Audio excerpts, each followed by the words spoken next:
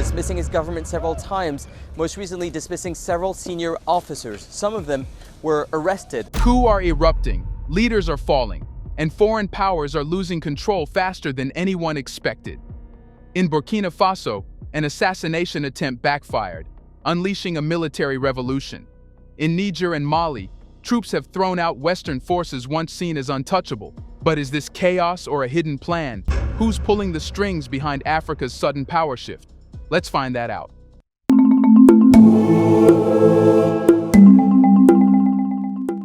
The headlines coming out of Africa over the last year read like the opening scenes of a political thriller, yet they are very real and very raw.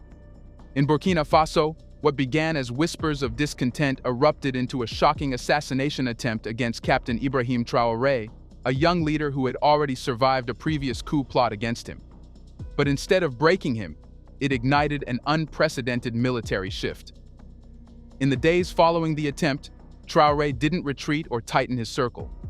He accelerated one of Africa's most radical military transformations, launching the development of a homegrown arms industry aimed at ending decades of reliance on foreign weapons suppliers.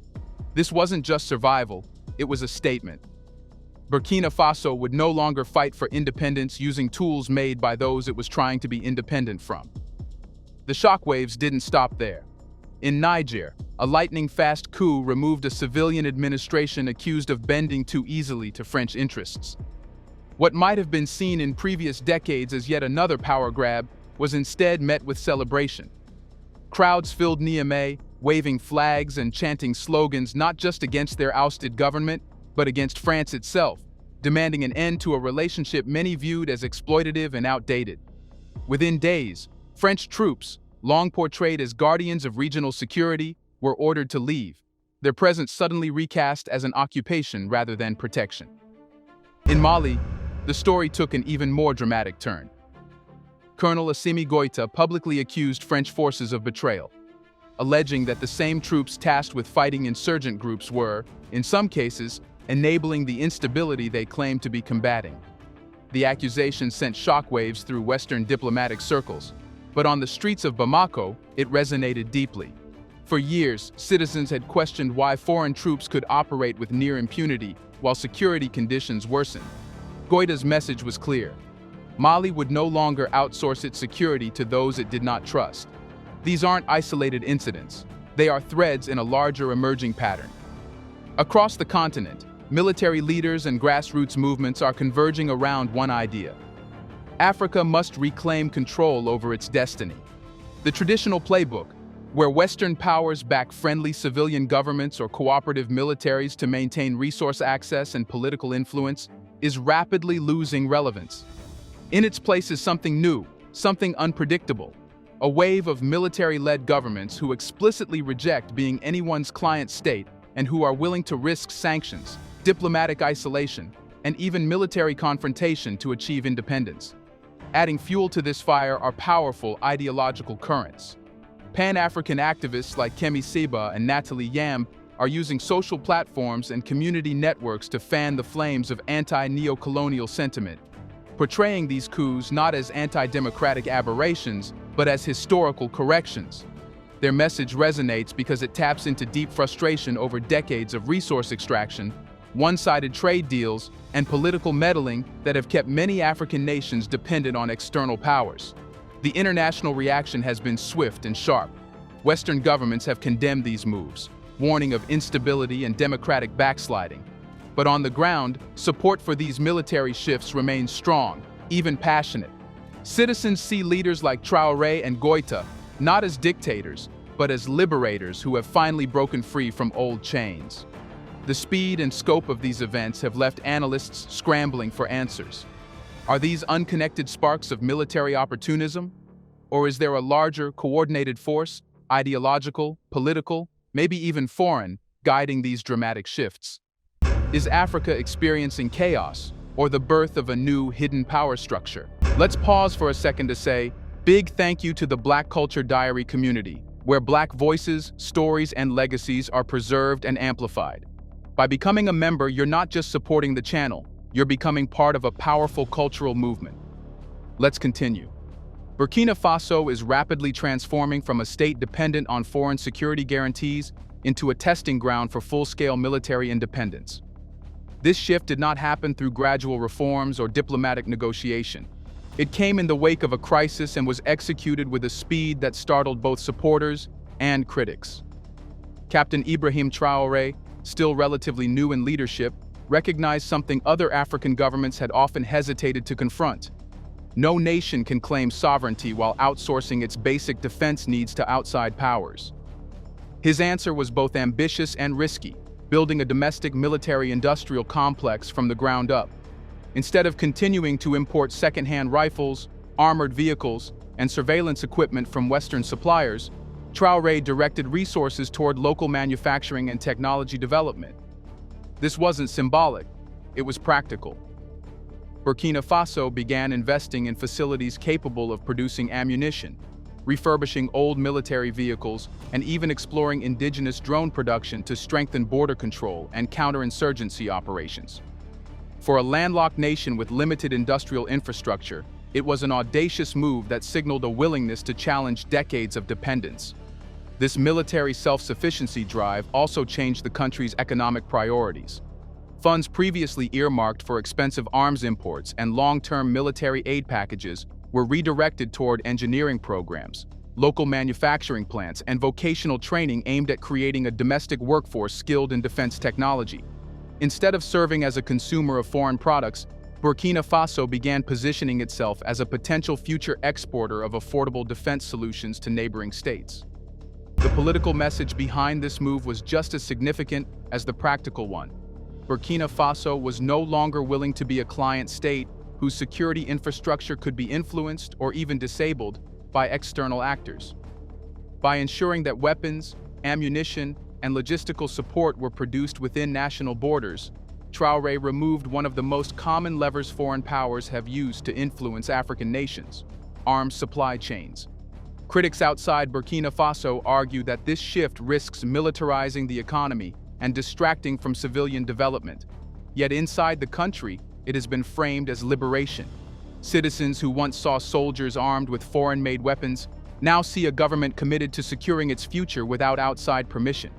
It has also increased public trust in the military leadership, which is often rare in coup-led states.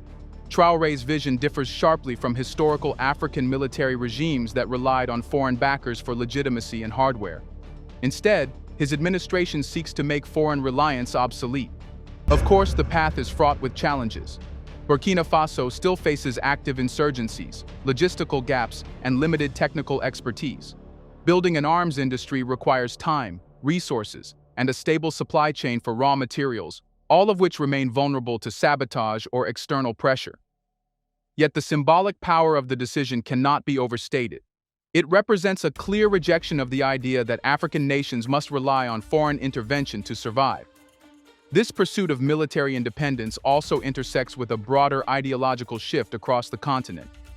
While other countries debate whether sovereignty should mean reduced foreign military presence, Burkina Faso has chosen to embody it through concrete action.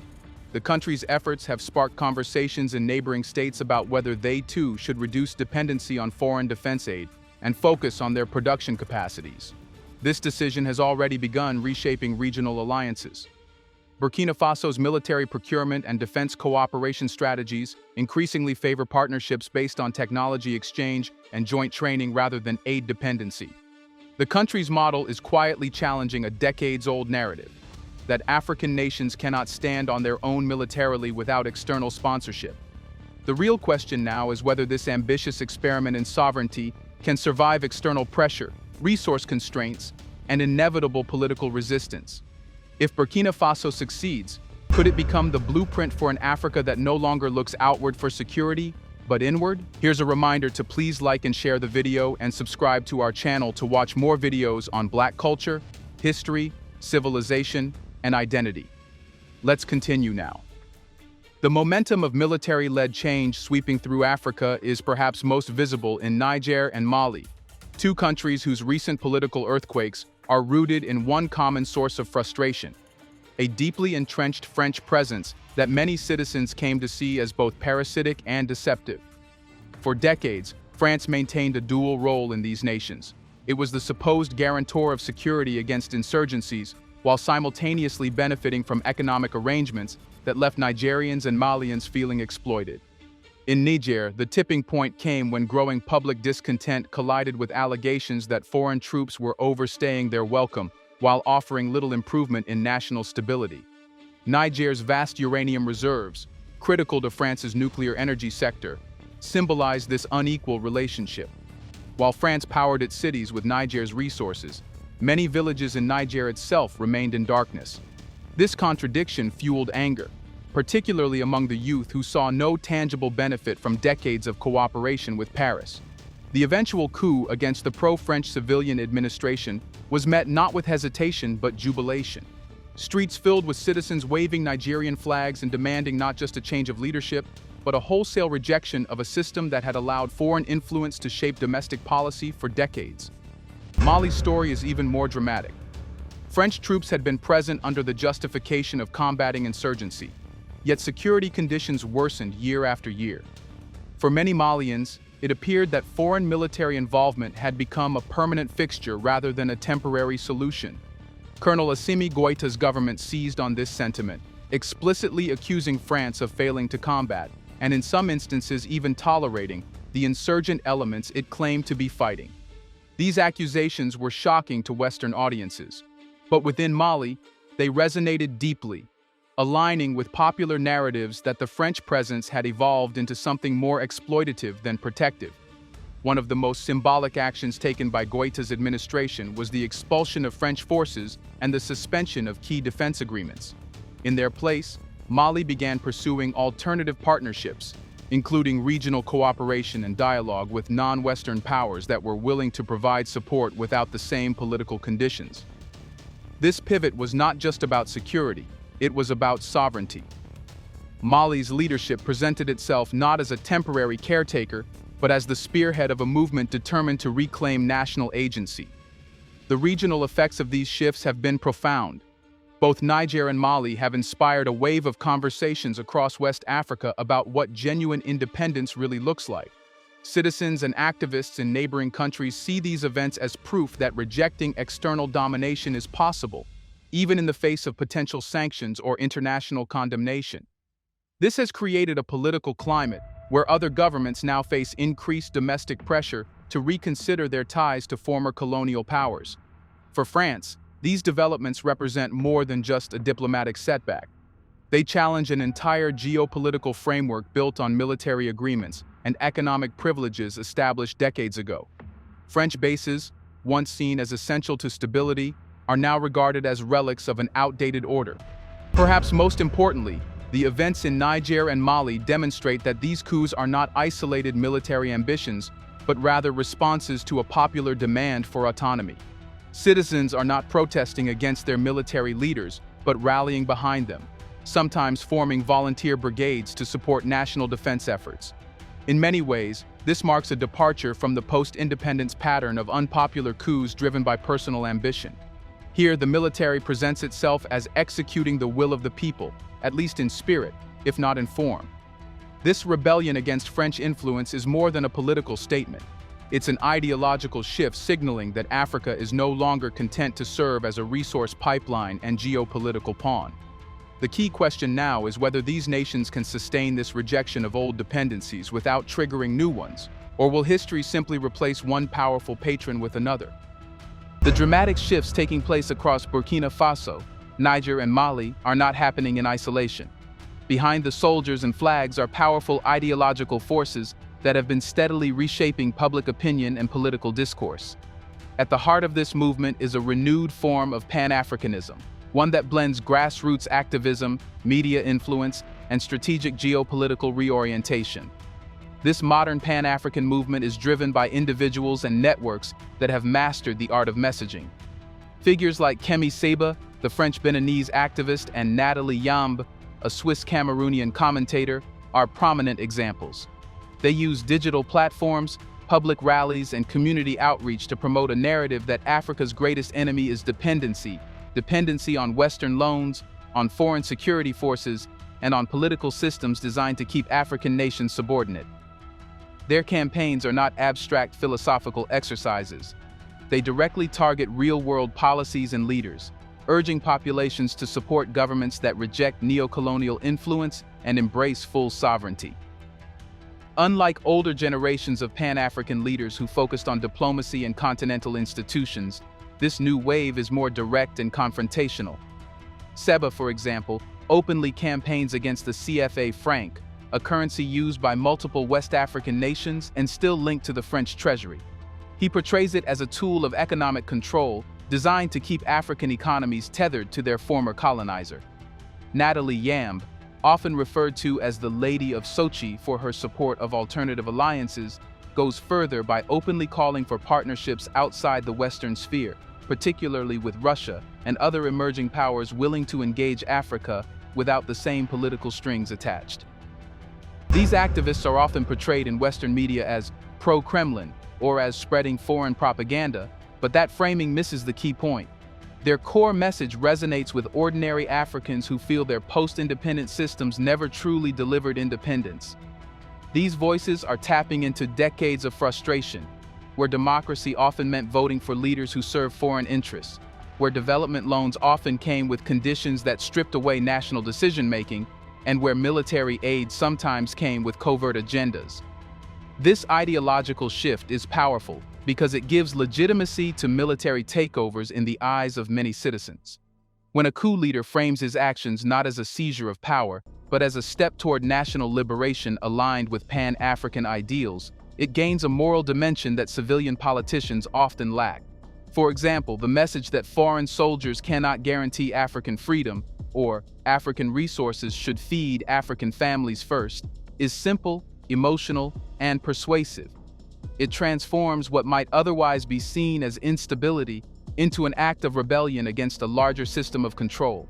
Furthermore, these ideological movements are encouraging a re-evaluation of alliances. Many African states are increasingly looking toward non-Western partners, including Russia, China, and Turkey, for technology transfers, infrastructure development, and military cooperation. These relationships are appealing because they are often framed as mutually beneficial, based on trade or expertise rather than overt political control. This does not mean African leaders are naive about the risks of simply replacing one dependency with another, but it does signal a desire to diversify options and break away from old, one-sided arrangements. Pan-African ideology also amplifies civil society's role. Youth groups, online activists, and intellectuals are engaging with these ideas, building grassroots pressure that pushes governments to act. Even when these movements do not directly control political power, they shape public expectations, which in turn influence policy. That is why governments aligned with these ideals, like those of Traoré or Goïta, find significant support despite international condemnation. This ideological wave is arguably just as significant as the coups themselves because it creates a long-term foundation for change. Coups can be reversed, military leaders can be overthrown. But a population united around the idea of genuine sovereignty is far harder to suppress. The critical question is whether this Pan-African momentum can evolve into stable, inclusive governance, or will it remain an ideological force dependent on moments of upheaval to stay alive? When Western analysts talk about a hidden mastermind behind Africa's recent wave of coups, they often imagine a single figure or foreign power pulling the strings. They look for familiar Cold War patterns, a shadowy intelligence agency, a rogue general, or a foreign government trying to expand influence. But this approach misunderstands what is happening on the ground.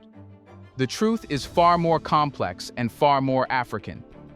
The driving force behind these power shifts is not a single person or even a single movement, but an intersection of factors converging at the same moment in history. At the center of it all are the African people themselves, whose frustration with decades of broken promises, resource exploitation, and foreign interference has boiled over. Their discontent has created fertile ground for military leaders to act, not simply as opportunists, but as representatives of a deep public hunger for sovereignty. These leaders, from Captain Ibrahim Traoré in Burkina Faso to Colonel Assimi Goïta in Mali and the junta in Niger, are not operating in isolation. They are responding to a continental mood shift shaped by years of economic hardship, security failures, and disenchantment with political systems, seen as beholden to external interests. This is why citizens have embraced change, even when it comes through unconventional means. The people see in these leaders something they have rarely seen in recent decades: an open rejection of dependency and subordination. What amplifies this movement further is the ideological groundwork laid by Pan-African activists and thinkers who have reframed the debate. Instead of viewing Africa's challenges as isolated local issues, they emphasize a common historical experience, one of colonization, resource extraction, and the deliberate underdevelopment of African states. They argue that what looks like instability is an overdue realignment, a breaking away from systems designed to keep Africa politically weak and economically dependent. By promoting these ideas, they have created a framework in which coups are no longer seen as chaotic disruptions but as necessary disruptions of an unfair status quo. Foreign involvement does exist, but it is more a reflection of Africa's strategic importance than its vulnerability. Russia, China, Turkey, and other emerging powers are eager to fill the vacuum left as Western influence declines, but they are not orchestrating events from start to finish. Instead, they are reacting to an African-driven shift, offering partnerships and opportunities that align with the continent's growing desire for autonomy. This dynamic makes it difficult for traditional power brokers, particularly in Europe, to maintain their grip. Their previous levers of control, economic aid, military bases, and political pressure are losing effectiveness because the populations they once influenced are now rejecting those levers outright. What emerges from this complexity is a picture of a mastermind that is not a person at all, but a convergence of African agency and global change.